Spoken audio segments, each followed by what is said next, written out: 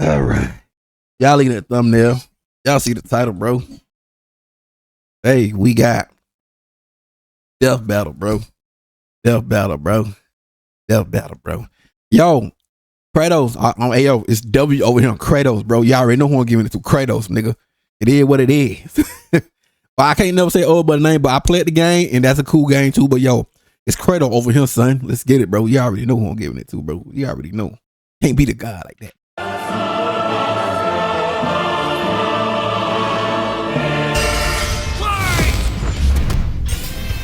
Kratos versus Asura. Asura. Ghost of Sparta versus Yo, I like Asura. I played the game, bro. Asura cool, man. But you know, it's W's on him with Kratos, bro. Full Destructor. Cause sometimes you just want to punch a god in the face. He's Wiz and I'm Boomstick. And it's our job to analyze their weapons, armor, and skills to find out who would win a death battle.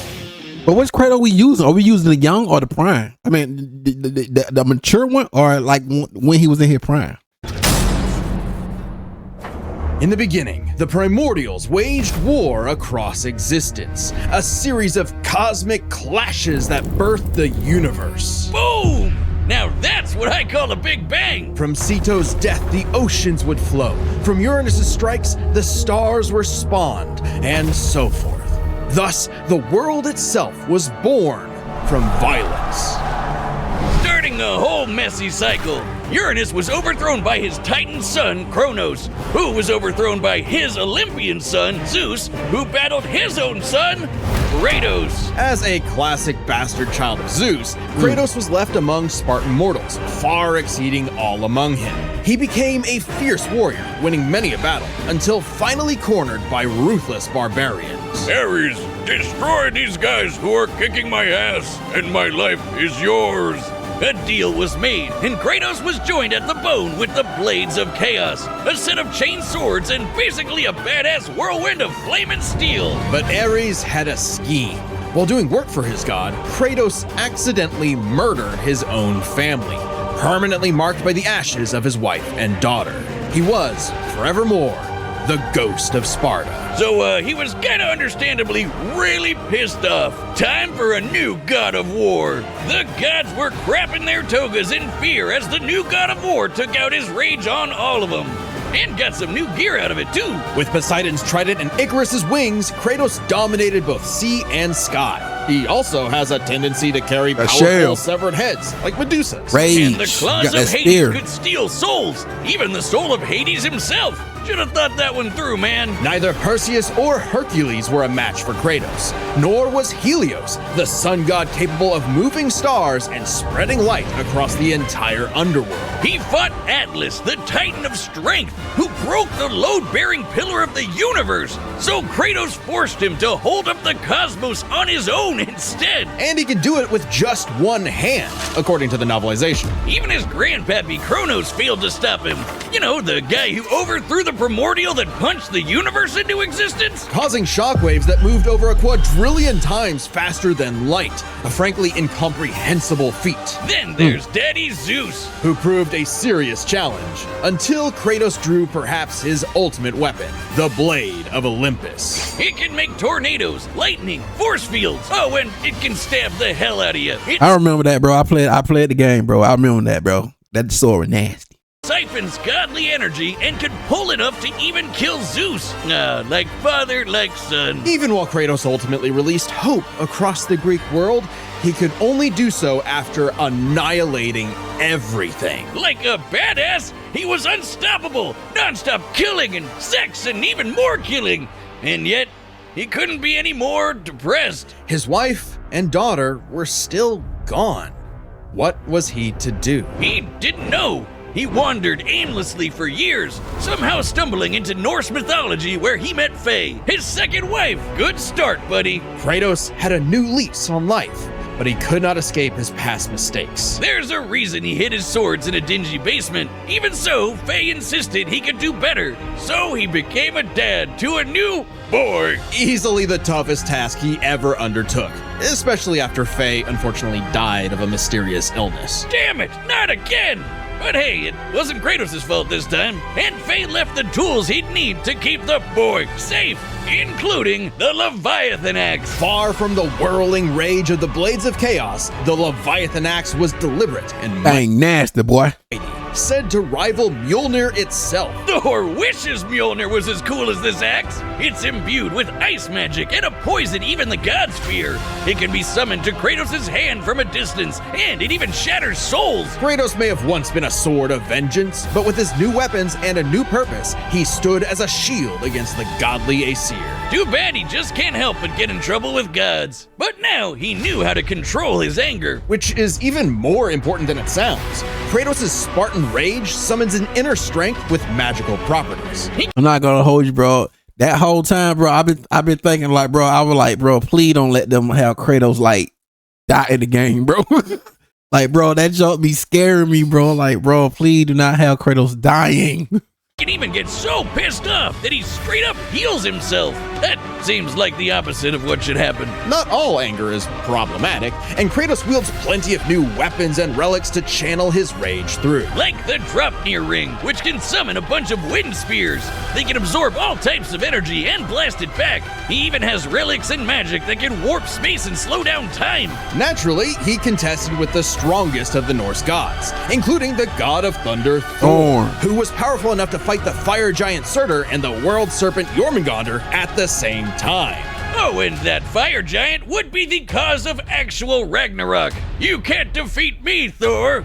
I know, but he can. Well, not exactly. Freyr, the rain god, held off Ragnarok for a considerable time on his own, and the sheer power of Ragnarok shook Yggdrasil down to its very roots. That's the World Tree, which is like a literal tree that connects the whole universe. According to Freya, the tree's very existence supports all of creation among its boughs. Every strand transcending time, transcending space. Everything comes back to the tree. So it's kind of like Kratos lives in a really, really, really big treehouse. In his quest to free the Norse world, Kratos reclaimed old weapons by reckoning with his past sins, even taking up the Blade of Olympus once again. Even better, he actually got to be a decent dad.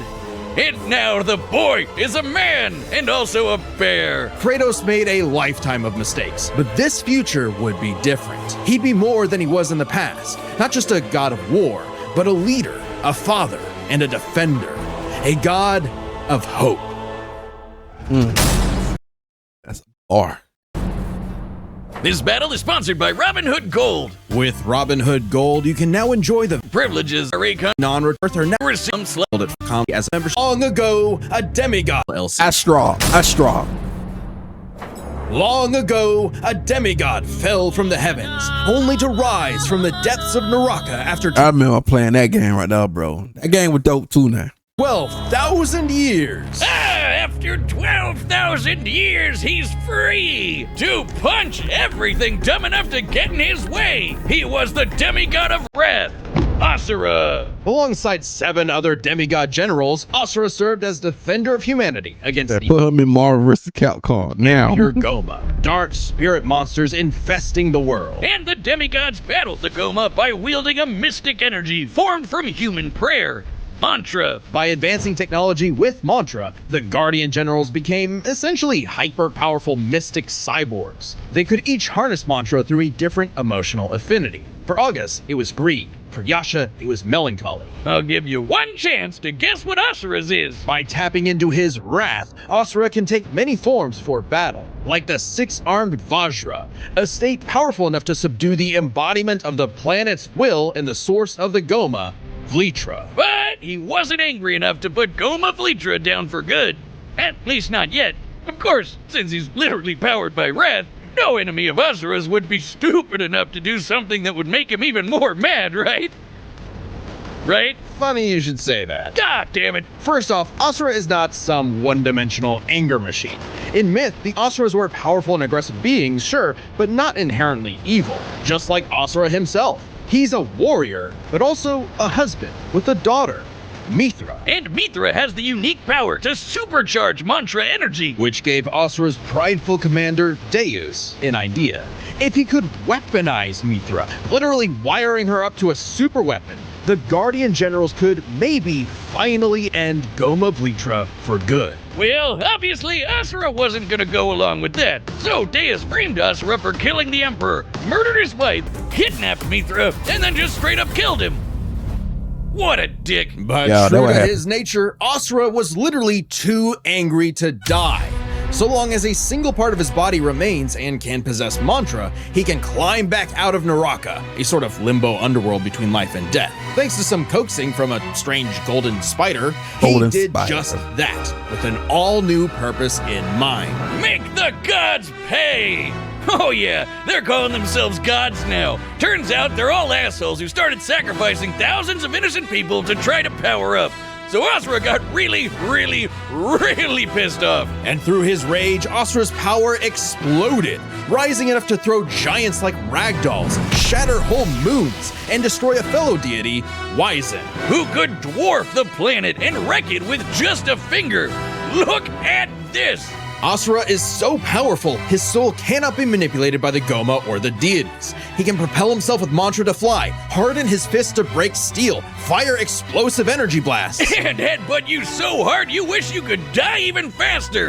The dude literally stockpiles anger into a burst of energy that can one-shot even the toughest of foes. And when he goes unlimited mode, he can rapid fire those super attacks without overheating. Asura's vengeance quest wasn't all shouting and explosions, though. I mean, it was a lot of that, but he also tried to protect people from the gods, including a girl who very much reminded him of his own daughter. Yeah, Asura's the kind of guy who wants to be a great dad, but all he knows how to do is punch anything that upsets his kid, like that one dad that knocks out a ref at a Little League game. And then the gods killed that girl too, along with her whole village, sparking Asura to unleash his berserker aura. You know how the gods were sacrificing thousands of people to power up? Well, Asura got so freaking angry, he built up enough mantra to match them, even though they'd been building up energy for thousands of years. Seriously, guys, you're pissing off the guy who literally gets more powerful the angrier he gets. What did you think Yeah.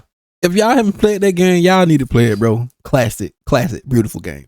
was gonna happen? Yet even in berserker mode, Asura never lost total control. Berserker Asura adds even more extra arms, and they're big and glowy now. The man can launch so much angry mantra he wiped out the god's whole space fleet in seconds. Asura's anger raised to levels so high even he couldn't contain it, scorching him into his wrath form. Even though it hurts Asura while he's in it, this form is still perfect for absolutely shit-stomping a snobby demigod's face in. It's okay though, his brother-in-law punched the edge out of him. Yasha saw the error of the deity's senseless sacrifices and teamed up with Asura for a coup against Deus. Awesome, they're bros again! Just in time for Asura to hit his former boss with so much mantra that he burst, then dive into the planet's core to obtain power equal to 1,000 arms! His mantra form! Finally, a power capable of killing Vlitra in a big planet-busting blast! Deus was defeated and Gaia was saved.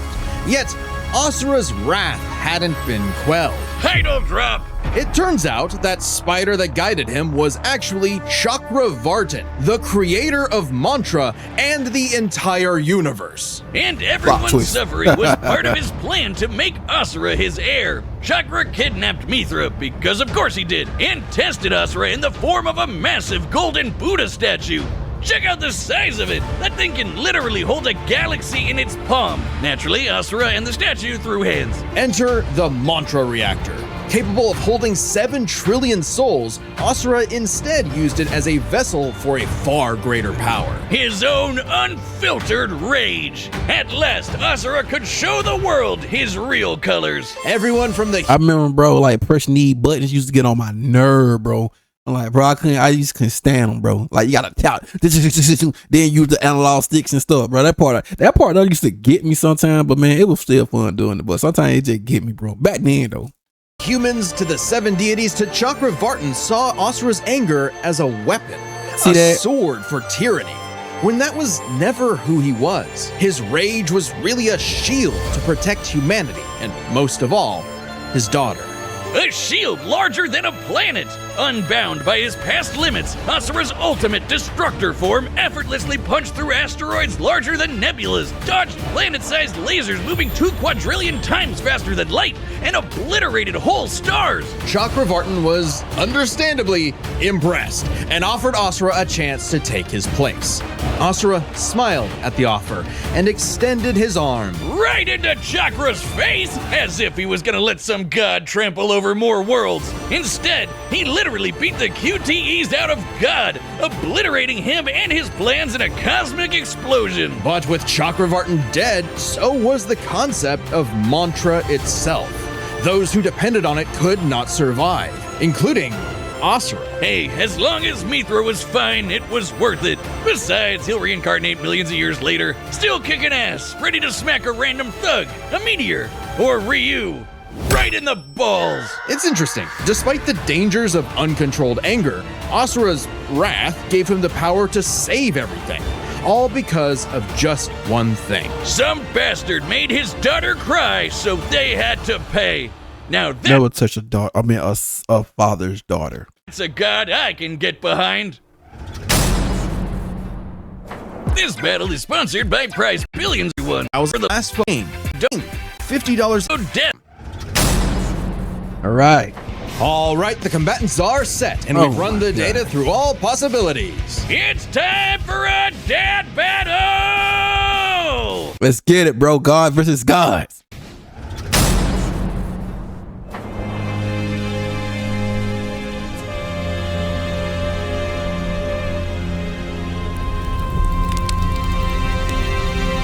W's.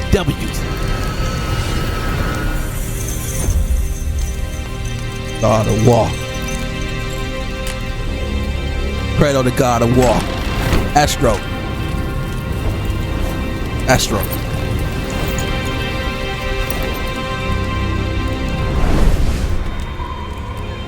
Ooh.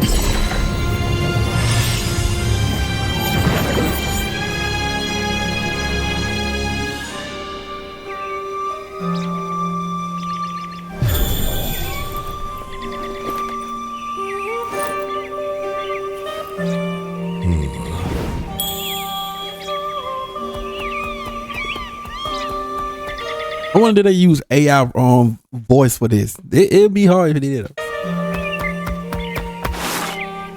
It's true then. The god of war is on Gaia. But not for long. You do not want this fight. Let it start.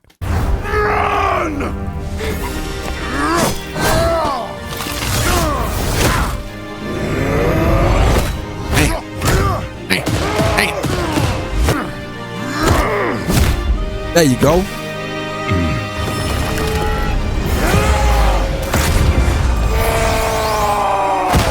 Ooh. Ah.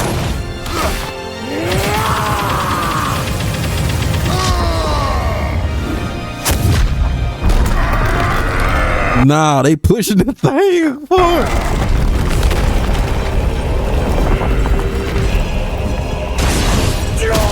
Dang. Second. Dang. Hit his ass with a pillow. Woo, too quick. Come on, Kratos. Get it now, baby.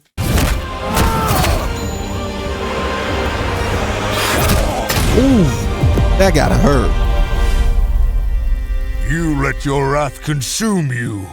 I have been down that road before. Speak to him. Put them wires on him. Put them words to him. Shut up! Very well.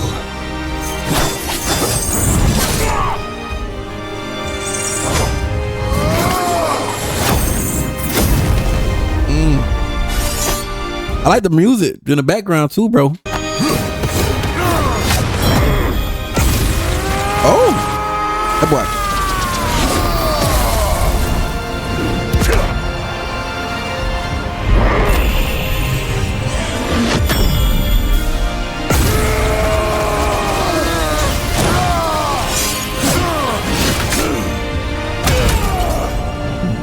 That's all into that spear thing. That woo.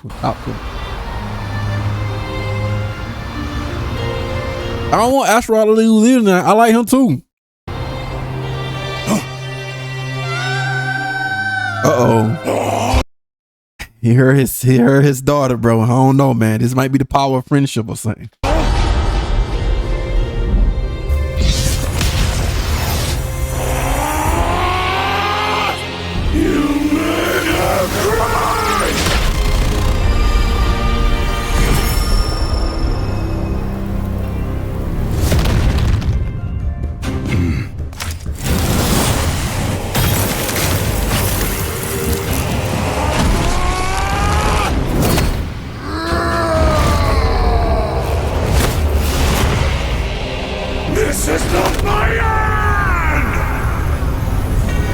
I give prop, bro. Refuse to back down, bro. He's a little stubborn one now, but he got heart though. Destruction. Woo! All these bombs.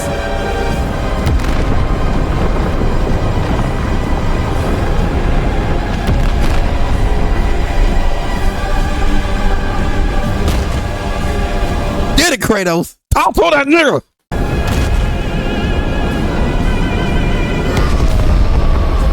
He finna take it?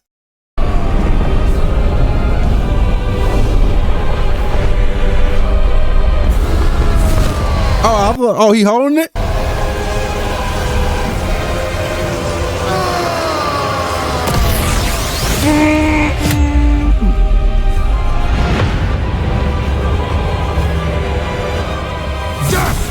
Not earned me yet, Titan. Let that joker know.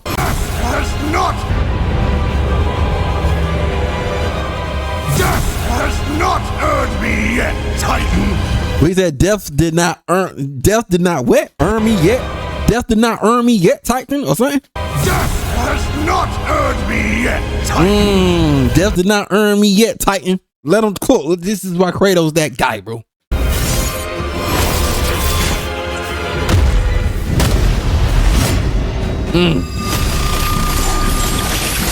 But you deserve a worthy end.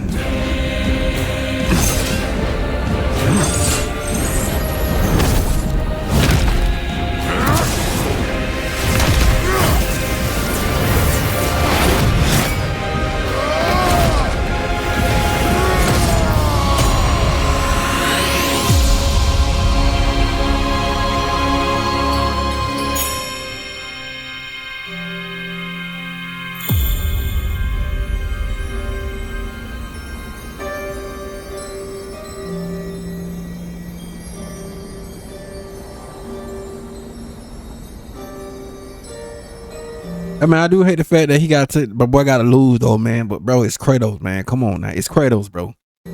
You are a monster no longer. I never was. Let him cool.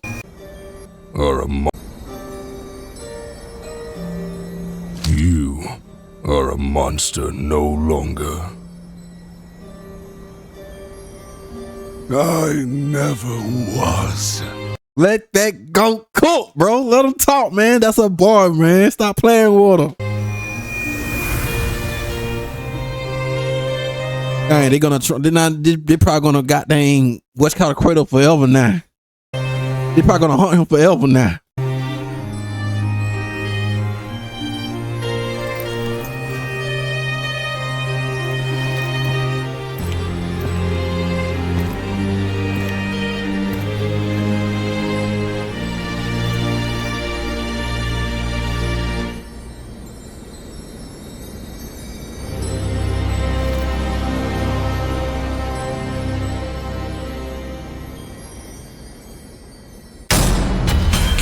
Let that nigga know!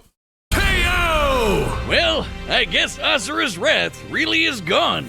But are we sure this is how it'd go? Even though Asura can blow up stars? Asura had some amazing displays of apocalyptic destruction, but the full scope of their speed, experience, versatility, and power sheds a surprising light. At first glance, speed seems like a shoe-in. W's, bro, all day Kratos, man. We eating over there. We eating over here, nigga. Stop playing with me. For Asura, Kratos is quick, but he never dodged a universe-crossing laser. That doesn't mean he couldn't. Remember, as usual, we look at these characters at their peak, free from gameplay restrictions. Yeah, we're looking at everything in canon, and Kratos fought and killed Helios, the sun god. From the moment he's introduced, Helios is emphasized to be immensely powerful. Without Helios, darkness would shroud everything. His light was fast enough to illuminate the entire underworld while Kratos sailed through it, taking a few hours at most. So, kinda hard to quantify, but that's consistent with the shockwaves the primordials caused that spawned the universe. Arguments could be made for which is faster, the primordial shockwaves or Chakravartin's intergalactic lasers. Since it's so close, it's safest to assume their speeds are generally even. But what does speed matter if you don't know how to use it? Let's cover experience. Asura lived across centuries, obviously a lot longer than Kratos. And while Kratos eventually learned to control his rage, Asura pretty much always had that control. So Asura easily takes experience. But when it comes to versatility, he couldn't match all the weapons and abilities Kratos had. Sure, Asura's quite skilled and a monster at martial arts, but his fighting style mostly relies on one thing. A whole lot of punching.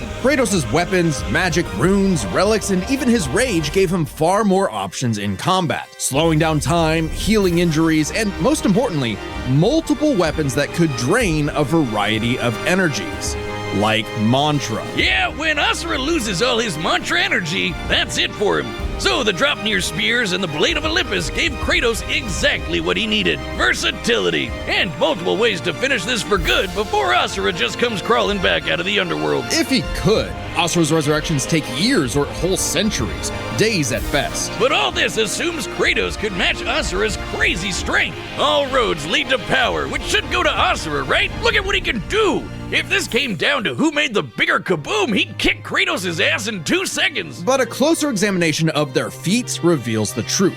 At his peak, Asura overpowered Chakravartin, annihilating that cosmic golden god. By measuring the dimensions of Chakravartin's body and scaling it up to match the size of this galaxy-eclipsing statue, we can determine its volume. Add in the density of gold, for good measure assuming the form is solid throughout, and its mass far exceeds not just our galaxy, but our entire observable universe. Destroying that big golden god would need energy on par with obliterating our universe 91,000 times. Extremely impressive and unfathomable. However, the same idea applies to Ragnarok shaking the roots of Yggdrasil. Ragnarok is obviously a bit of a different beast than Kratos, but what really matters is what Freyr did. Right, Freyr, a god comparable to Kratos, held back Ragnarok's power for a significant time. So Kratos should be capable of the same level of power, or even more. Using an official map and knowing the world tree's branches encompass all of existence, we can measure its size and volume. And we know this map is accurate because it shows these two realms conjoined, which we see in-game. Even if we assume the Tree of the Realms is only 1% solid, a significant lowball that Kratos should easily scale above, shaking such an incomprehensibly large structure would require enough force to destroy our universe's mass energy 9 million times over. That's almost 100 times greater than Chakravartin's destruction. And this isn't some one-off outlier. I mean, a realm-shattering supergiant doesn't sound too different from the other Titans and Olympians Kratos defeated. That's the thing, isn't it? It's easy to think that we never see Kratos do anything that matches Asura, but we do. Helios' speed matches Chakravartin, and Kratos outsped him. Atlas is strong enough to lift all of reality, and Kratos overpowered him. Kronos defeated the creator of the universe in a one-on-one fight, same as Asura, and Kratos killed Kronos. Add in the clear numerical comparison of Chakravartin, Ragnarok, and Yggdrasil, and Kratos takes the edge in power. But hey, Capcom, if you give us Asura's Wrath too, we'll try this again. That'd be pretty awesome. I remember that. I remember that. I remember that. That game right now, bro. Sun rises. The god of wrath was Kratos. The winner is Kratos. But what if? Alternatively,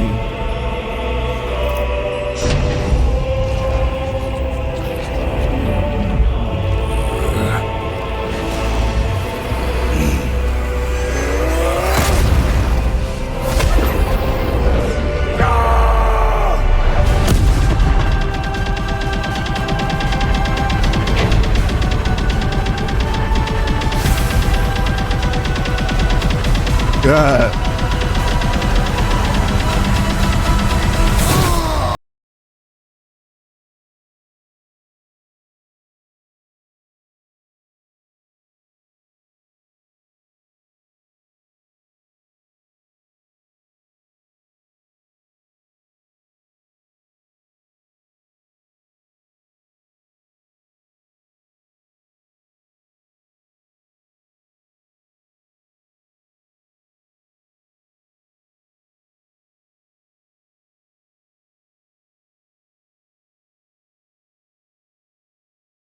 Both endings. This is a good ending, bro, from both sides, bro. My pitch for Asura's Wrath 2. The end. Next time on Death All right, let's see who the next one is, bro. Battle.